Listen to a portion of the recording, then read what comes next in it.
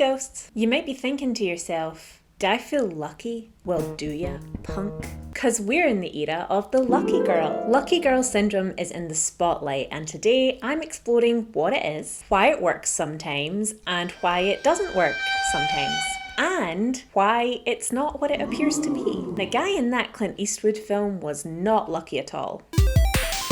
Lucky girl syndrome is a belief.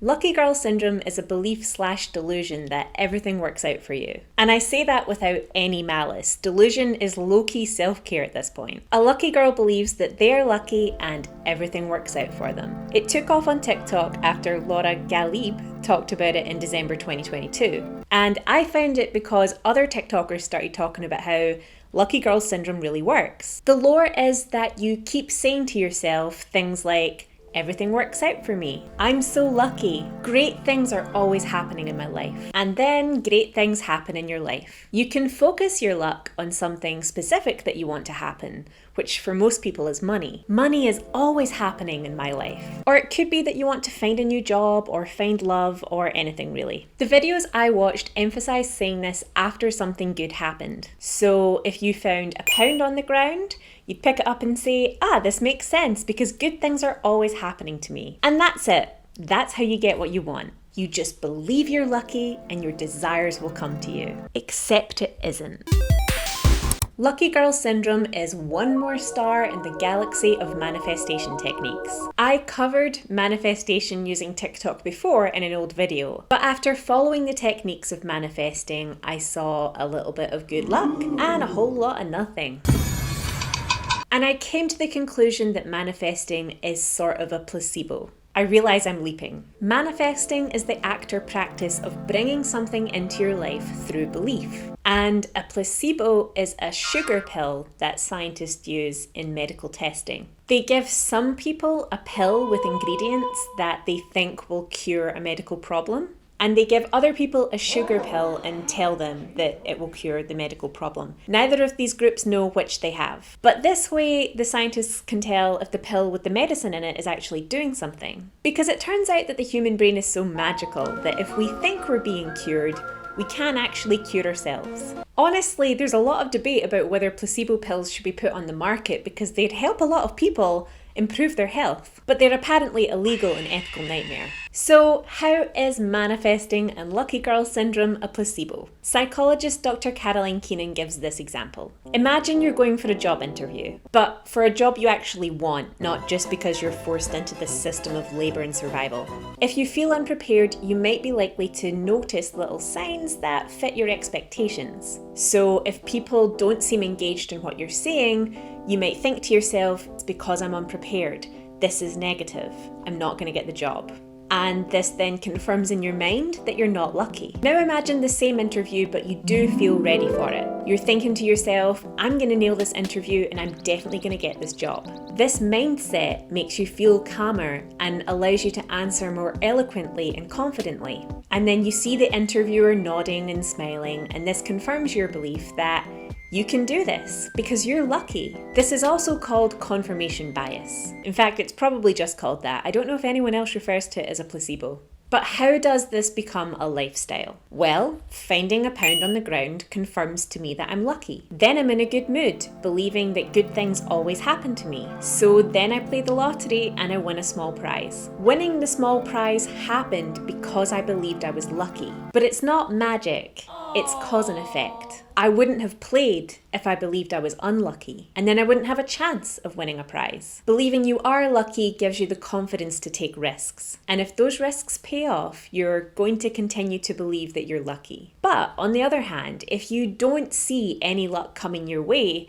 then you're likely to think, this ain't it, it doesn't work. The lucky girl or another manifester would tell you that it's not working because you don't believe it. And to go back to the job interview scenario, if you don't believe in yourself and you don't think that you can do this, that mindset is going to get in your way. There are a wealth of studies that prove that you can plant hesitance and confidence in people's minds. If you take a look at the Ash conformity experiment, which has nothing to do with me, I'm not planting studies in my content to get you to conform to my ideas. The Ash conformity experiment shows how people will deny what they can see and conform to group pressure. And this influence is constant. The more I get rejected, the less faith I have in myself. And by thinking I'm not good enough, I'm going to behave in a way that tells other people I'm not good enough.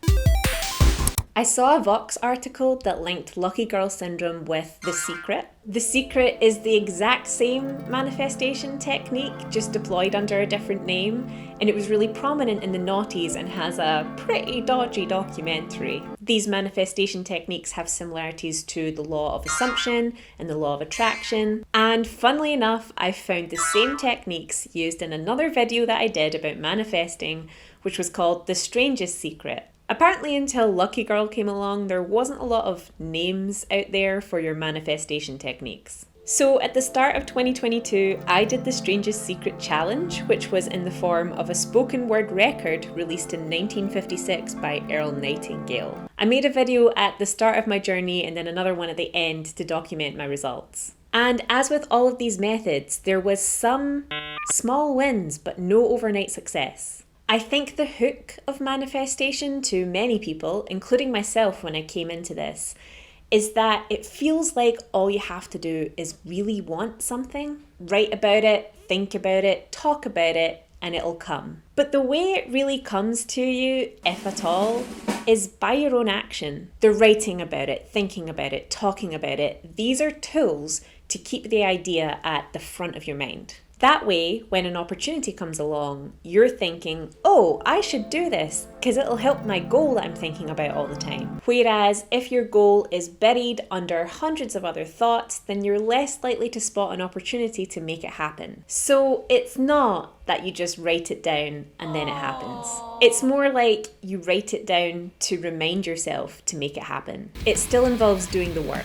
The flaw here, which many people have pointed out before me, is that not everyone is afforded the chance. There's social and structural barriers in place. Before I went into editing full time, I would see opportunities out there that were like 3 weeks of editing or need an editor for 2 months. But I would have had to quit my day job to live my dream for 3 weeks, and then after, I wouldn't know if there was something else for me to do. So it wasn't that the goal wasn't in clear focus, it sure was, but I couldn't afford the risk to live my dream. So it took not only believing in myself, thinking about my goal, having a positive mindset, but also time. I had to have a lot of patience to save up and build experience towards my goal. And that's just one of many barriers that hold people back. It's not that you're either lucky or unlucky. It's knowing that the first barrier is your mind, the second barrier is societal structures, and the last barrier is heihechi. Can you get off my equipment, please?